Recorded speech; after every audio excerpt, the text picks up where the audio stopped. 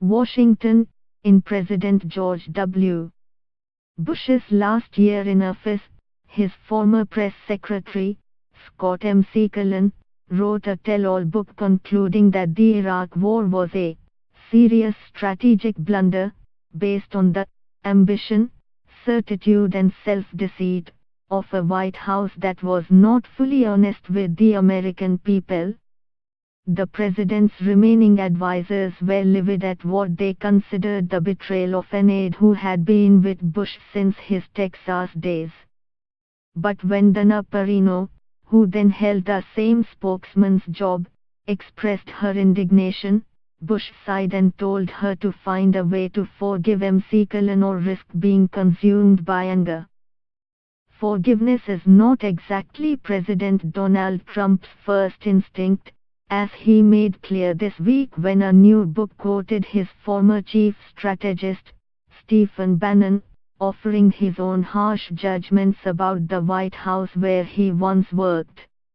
Every president, it seems, goes through the spin cycle of former aides and revelatory books.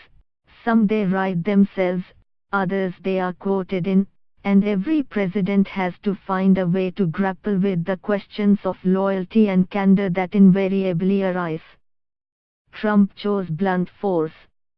What is different about Bannon's stark assessments in Michael Wolff's new book, Fire and Fury, Inside the Trump White House, is not that a former aide would speak out, but that it would happen so early in a presidency. Most books of this sort appear later in a president's tenure, or even after its end, not before the one-year anniversary. But then again, Trump's White House has burned through staff so quickly that the usual patterns have accelerated dramatically. Strained relationship with the truth. In a way, what is shocking about the book is that its depiction of a capricious, uninformed and erratic president is not really all that shocking. Indeed, while the White House and various others challenge the accuracy of specific episodes in the book, its broader portrayal largely squares with the journalistic coverage of the past year based on the president's own staff. Many readers and viewers have become numb to the stories after watching them play out in public day in and day out. Twitter has made clear that Trump veers wildly from subject to subject, fight to fight. Fact-checkers have made clear that he has a strained relationship with the truth.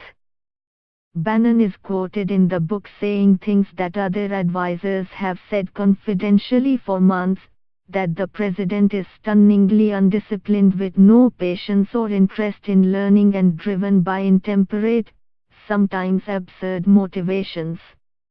At one point, Bannon describes Trump acting like a 9-year-old, an observation that has power not because it was unique to those who worked for the president but because it is now on the record in Bannon's name.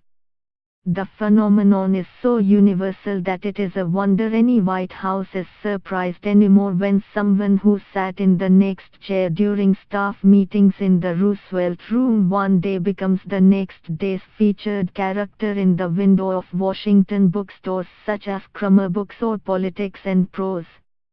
Indeed, Trump, of all presidents, should know what to expect given his predilection for making employees sign non-disclosure agreements, a practice he brought from the private sector to his 2016 campaign and the subsequent presidential transition.